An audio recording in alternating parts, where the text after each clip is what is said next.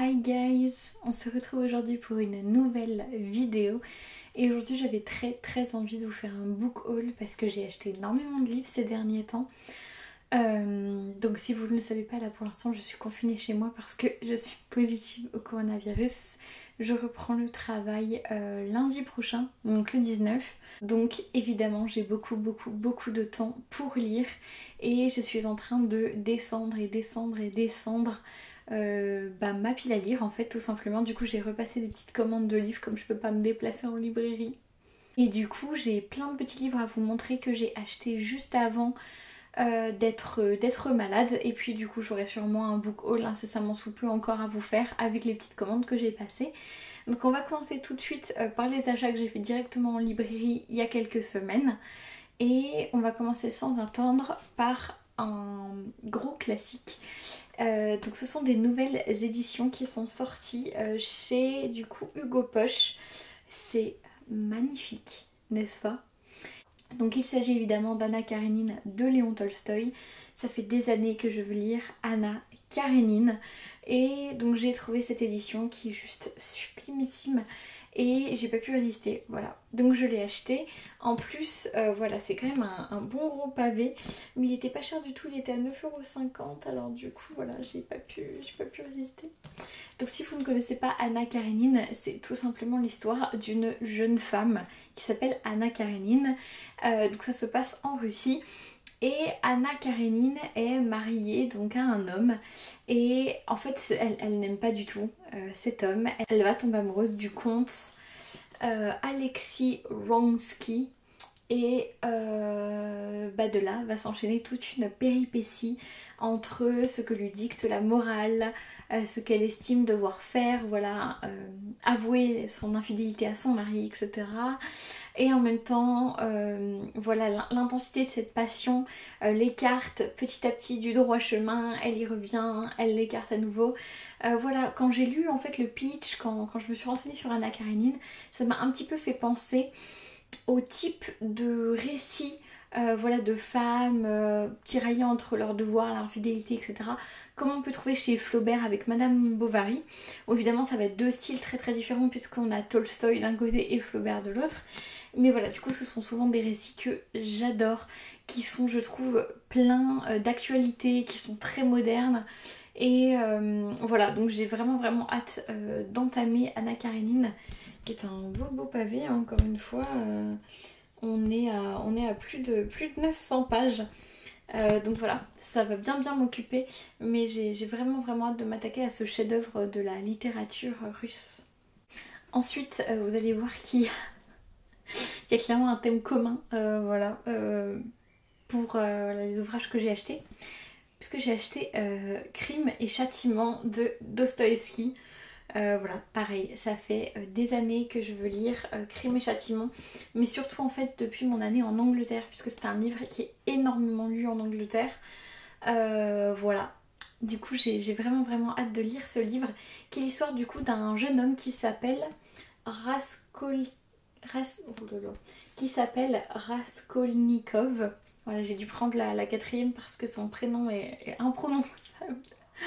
Et donc Raskolnikov est un ex-étudiant, voilà, c'est un jeune homme qui en fait est absorbé par la pauvreté, détruit par elle, abîmé par elle. Et un jour en fait il va décider d'aller tuer sa logeuse. Mais en fait tout ne va pas se passer comme prévu, ça va finir en double meurtre. Et en fait ici c'est un roman psychologique sur voilà, le meurtre, la pauvreté, la prison, etc. Jusqu'où les êtres humains sont prêts à aller pour améliorer un tant soit peu leurs conditions de vie. Il y a beaucoup de questions de morale, de voilà, qu'est-ce qu'on peut faire, qu'est-ce qu'on peut pas faire pour améliorer notre vie, jusqu'où on est prêt à aller, etc. Nos limites. Donc voilà, Féodor Dostoïevski, c'est un auteur pareil que j'ai jamais eu l'occasion de lire. Tout comme Tolstoï, et en fait voilà, ça fait vraiment un bout de temps que j'avais envie de m'attaquer à ce chef-d'œuvre. On est toujours sur une belle brique, hein. Il y a un certain thème commun, on est cette fois à plus de 800 pages, mais voilà, c'est clairement un ouvrage qui je pense est comment dire, nécessaire. Et je pense que voilà, c'est difficile de passer à côté quand on aime les livres. En plus, à l'arrière, il y a un petit commentaire de Jean-Paul Sartre. Donc voilà, j'ai vraiment hâte de me lancer là-dedans. C'est un livre qui m'intrigue beaucoup, dont j'en dis énormément de bien, tout comme Anna Karénine. Donc voilà, on est sur un thème assez gros classique là. Ensuite, j'ai 3 livres à vous présenter qui font eux aussi partie de la même catégorie, puisqu'il s'agit de 3 livres de philo. Et je commence par Par-delà le bien et le mal de Nietzsche. Je l'ai déjà entamé, comme vous pouvez le voir, et c'est passionnant. Il faut aimer Nietzsche, il faut aimer tout son côté un peu provocateur. Hein. Nietzsche adore clasher, hein, c'est sa passion. Voilà, il adore lancer des pics, il adore piquer comme ça Spinoza, voilà. Descartes aussi. Il est très sûr de lui, on va dire, très convaincu de ses idées, et il y a énormément de choses qui sont très intéressantes. Je prends des notes au fur et à mesure que je le lis parce qu'il y a beaucoup de choses à noter. C'est passionnant, ça questionne, voilà, qu'est-ce qui est bien, qu'est-ce qui est mal, est-ce que ça a un sens de définir ce qui est bien et ce qui est mal, est-ce que finalement ce qui est mal, ce sont pas des choses qui sont nécessaires à la vie et que sans elles, rien n'aurait plus la même valeur, etc. Ça questionne absolument tout, ça remet en question beaucoup de choses, je trouve ça extrêmement intéressant. Voilà, Nietzsche a une position qui est toujours très intéressante sur les choses. Je suis clairement pas d'accord avec tout ce qu'il dit, mais je trouve qu'il a un point de vue. En fait, Nietzsche, c'est vraiment... il se fait toujours l'avocat du diable, si vous voulez. Donc c'est quelqu'un qui est très agréable à lire parce qu'il est, voilà, il a beaucoup d'esprit. Voilà, il a une plume qui est très agréable à suivre. Il s'exprime très bien, évidemment. Et voilà, il a un regard sur les choses qui sort énormément de ce qu'on peut avoir l'habitude de lire. Du coup, voilà, je suis très contente d'avoir l'opportunité de lire son texte. Et voilà, en tout cas, je vous le conseille pas forcément pour un des débuts de lecture de philo. Si jamais vous voulez commencer la philo, je vous le conseille pas. Parce qu'il parle de beaucoup de concepts clés, comme la monade de Leibniz. Il parle du concept de noumen que Kant a créé. Voilà, il parle du cogito de Descartes, il parle de plein de choses comme ça qui sont pas forcément accessibles pour commencer. Donc je vous conseille pas de commencer par ça. Si vous voulez commencer par quelque chose d'un peu plus léger, je vous conseille plutôt Socrate. Mais voilà, Nietzsche, c'est plutôt pour les philosophes un peu aguerris. Voilà. Sinon, vous pourrez peut-être rapidement renoncer devant la difficulté du texte. Mais voilà, si jamais ça ne vous décourage pas, même s'il y a des concepts que vous ne connaissez pas, que vous êtes assez patient pour faire les recherches au fur et à mesure, lancez-vous, parce que c'est vraiment un bon ouvrage. Ensuite, un grand classique de la philosophie, j'ai nommé Le discours de la méthode de Descartes. Pourquoi le discours de la méthode de Descartes ? Tout simplement parce que je ne l'ai jamais lu et que je suis une grande fan de philo. C'est une de mes passions dans la vie. Voilà, au bac j'ai eu 20 sur 20 en philo. J'entretiens une correspondance depuis des années avec ma prof de philo. Depuis que j'ai quitté le lycée, on s'envoie toujours des lettres, etc. J'adore la philo, voilà. Ça fait partie de mon ADN. J'ai l'impression que je suis née un peu pour ça. Et du coup... j'ai l'impression que je suis née un peu en ayant une passion pour ça en fait. Et du coup, je n'avais jamais lu le discours de la méthode de Descartes. Et ça m'a vraiment donné envie de satisfaire un peu ma curiosité voilà, autour de ce texte. Puisqu'on est sur un texte qui parle de la métaphysique. Donc de la connaissance que les humains ont des choses à travers leur sensibilité. Ça parle énormément de ce qu'on peut connaître, de ce qu'on ne peut pas connaître. C'est là où il y a le fameux je pense donc je suis. Voilà, il parle beaucoup en fait de la raison, des mœurs, etc. Voilà, qu'est-ce qu'on peut savoir, qu'est-ce qu'on ne peut pas savoir.